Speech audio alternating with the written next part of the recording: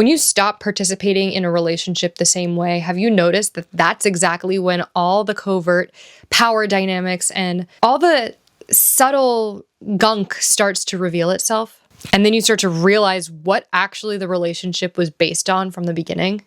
But when you're still in the role, you're still participating, you're playing along, it's really hard to see until you actually step back for a second. And I've realized that kind of challenges what most people think, that you set the boundary first and then things change, but usually it's the other way around. You stop participating and then the boundary reveals itself and you realize, oh, that's where I was overfunctioning. That's where I was playing a role or performing. And that's what I'm not willing to do anymore. And then the question becomes, what happens to the relationship after that? And how does the other person usually react to that? Today, we're going to get back into power dynamics, one of the most common themes on this channel. Power dynamics exist everywhere and for everyone, but they've certainly been a major theme in my life. And while they've created a lot of struggle and challenge, it's overcoming those challenges and reclaiming my power, my sovereignty, setting boundaries and honoring them when it's easier to just collapse them or bend for the sake of harmony or safety. It's been a liberating path. And so I hope that this offers insight or validation for whatever you're moving through now or at some point down the road.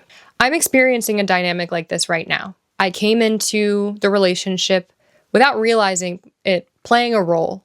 And it's crazy how much you really don't recognize this in yourself until you stop doing it.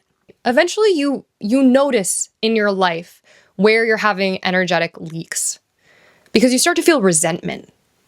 You start to feel stretched, or maybe people express entitlement over your time or resources. And then eventually you're like, when did I agree to this? And why have I been playing along and allowing for this to happen? And that's what leads to a shift. You change. You start showing up differently. You stop being available all the time. You stop mirroring so instinctively. You start owning your space, your field, your time. You start noticing the entitlement. You start noticing the boundary violations, and you have no tolerance for them. You stop engaging in the way that they expect you to and want you to. You stop participating. And in literally just doing that, here's what gets revealed. The dynamic was not maintained through real, authentic connection. It was maintained through your participation in a system that someone else was subtly, probably unconsciously, but nevertheless controlling without your conscious consent. The agreement or the terms of the relationship or the dynamic were never actually that mutual or clear, and in fact, lived upon the ambiguity. When you stop participating and you notice what gets revealed, usually the system or the other person, the dynamic doesn't adjust right away. It doesn't go, yes, let's balance out. Let's get more fair. This person has stopped playing the game. No. No, not without some stubborn attempts to restore the previous equilibrium. They want to regain control. And you, by not participating, have now threatened that. But, and here's the catch, this fight for control or a restoration of equilibrium might not come through kicking and screaming immediately. It'll actually probably come from pseudo-niceness, smoothing, inauthentically over-amplified gratitude, emotional bids, questions like, is everything okay? Things that feel a little off. This is a test. This is to see what leverage they still have, what power they still have, and if they can pull you back in. Participation normalizes the pattern. It's harder to see the pattern when you are part of it. Also, adaptation hides the imbalance. You're still interpreting things individually or situationally rather than structurally. And it's really hard to see the full shape of the dynamic or the pattern until you actually create distance and step away, and then you can see like, oh, that's what was happening the whole time. See, the thing is dynamics are reinforced through repetition. We normalize everything once we do it regularly because we go on autopilot about it. They're also reinforced because roles create expectation. So when other people are expecting us to show up in a certain way, we conform, we shapeshift, and we go, okay, this is what's expected of me. I will be that for you without even really thinking about it. We might even identify with the role that we're playing. And then unclear agreements or unclear dynamics create space for distortion and expansion. Expansion becomes entitlement, and distortion becomes manipulation to justify that entitlement. When you stop playing the game and the role, you start to see who was expecting that access. You see what your actions and your behaviors before were actually maintaining. You also see how much power you had in influencing the dynamic, like the fact that it literally relied upon you playing your role. And you stop confusing politeness with obligation.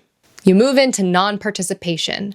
And what is that? You stop explaining when you are questioned. You stop smoothing things over to sound more pretty or nice or sweet. You stop performing. You stop adding extra words. You stop re-engaging. You stop matching tone or laughing just because they're looking at you and hoping and expecting you to laugh with them. You stop managing their discomfort. You stop living up to their expectations. You start letting the break in the pattern stand.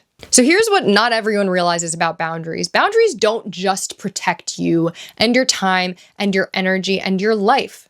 They also expose all the covert power dynamics that you were actively participating in. And they reveal where distortion and entitlement and just all of that garb existed without your conscious consent. And sadly, it shows who's really in your life or relying on a relationship with you, not because they really care, not because there's a real authentic connection, but because they're gaining an element of control from the dynamic. Not saying they're evil or that they're thinking that they want to control or dominate you, but that structurally, that is the function of the relationship. Extraction, control, entitlement, assumed access. You don't always need clarity while you're inside of a dynamic. Because if you're in a dynamic like this, odds are you're not actually going to gain clarity until you create space from it. And more specifically, until you withdraw participation from it.